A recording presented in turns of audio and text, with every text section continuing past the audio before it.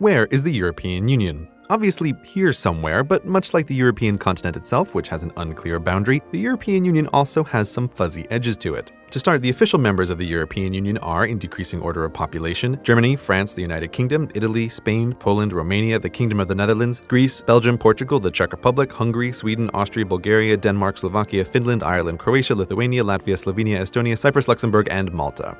The edges of the EU will probably continue to expand further out as there are other countries in various stages of trying to become a member. How the EU works is hideously complicated and a story for another time, but for this video you need know only 3 things. First, countries pay membership dues, and second, vote on the laws they all must follow, and third, citizens of member countries are automatically European Union citizens as well. This last means that if you're a citizen of any of these countries, you are free to live and work and retire in any of the others, which is nice, especially if you think your country is too big or too small or too hot or too cold. The European Union gives you options. By the way, did you notice how all 3 of these statements have asterisks attached to this unhelpful footnote? Well, get used to it. Europe loves asterisks that add exceptions to complicated agreements. These 3, for example, point us towards the first bit of border fuzziness with Norway, Iceland, and Little Liechtenstein, none of which are in the European Union, but if you're an EU citizen, you can live in these countries, and Norwegians, Icelanders, or Liechtensteiners can live in yours. Why? In exchange for freedom of movement of people, they have to pay membership fees to the European Union, even though they aren't a part of it, and thus don't get a say in its laws that they still have to follow. This arrangement is the European Economic Area, and it sounds like a terrible deal were it not for that asterisk which grants EEA, but not EU members, a pass on some areas of law, notably farming and fishing, something a country like, say, Iceland might care quite a lot about running themselves. Between the European Union and the European Economic Area, the continent looks mostly covered, with the notable exception of Switzerland, who remains neutral and fiercely independent, except for her participation in the Schengen area. If you're from a country that keeps her borders extremely clean and/or well-patrolled, the Schengen area is a bit mind-blowing because it's an agreement between countries to take a meh approach to borders. In the Schengen area, international boundaries look like this. No border officers or passport checks of any kind. You can walk from Lisbon to Tallinn without identification or the need to answer the question business or pleasure.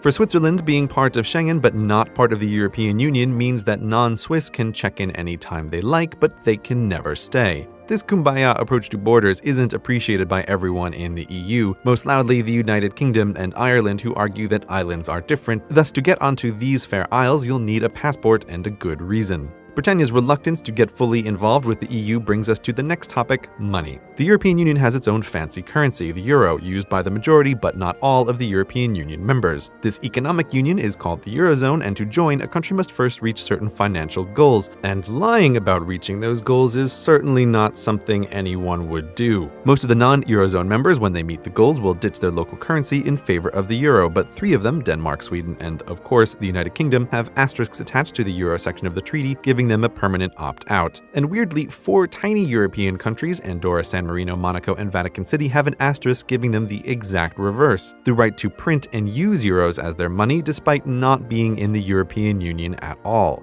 So that's the big picture. There's the EU, which makes all the rules, the Eurozone inside of it with a common currency, the European Economic Area outside of it where people can move freely, and the selective Schengen for countries that think borders just aren't worth the hassle.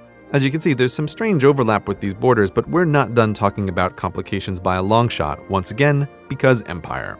So Portugal and Spain have islands from their colonial days that they've never parted with. These are the Madeira and Canary Islands off the coast of Africa and the Azores well into the Atlantic. Because these islands are Spanish and Portuguese, they're part of the European Union as well. Adding a few islands to the EU's borders isn't a big deal until you consider France, the queen of not letting go. She still holds on to a bunch of islands in the Caribbean, Reunion off the coast of Madagascar, and French Guiana in South America. As far as France is concerned, these are France too, which single-handedly extends the edge-to-edge distance of the European Union across a third of the Earth's circumference. Collectively, these bits of France, Spain, and Portugal are called the outermost regions, and they're the result of the simple answer to empire: just keep it. On the other hand, there's the United Kingdom, the master of maintaining complicated relationships with her quasi-former lands, and she's by no means alone in this on such an empire-happy continent. The Netherlands and Denmark and France, again, all have what the European Union calls overseas territories. They're not part of the European Union, instead they're a bottomless well of asterisks due to their complicated relationships with both the European Union and their associated countries, which makes it hard to say anything meaningful about them as a group, but In general, European Union law doesn't apply to these places, though in general, the people who live there are European Union citizens because in general, they have the citizenship of their associated country, so in general, they can live anywhere in the EU they want, but in general, other European Union citizens can't freely move to these territories, which makes these places a weird, semi-permeable membrane of the European Union proper, and the final part we're going to talk about in detail, even though there are still many more one-off asterisks you might stumble upon, such as the Isle of Man, or those Spanish cities in North Africa, or Gibraltar, who pretends to be part of southwest England sometimes, or that region in Greece where it's totally legal to ban women, or Saba and friends, who are part of the Netherlands and so should be part of the EU but aren't, or the Faroe Islands, upon which while citizens of Denmark live, they lose their EU citizenship, and on it goes. These asterisks almost never end, but this video must.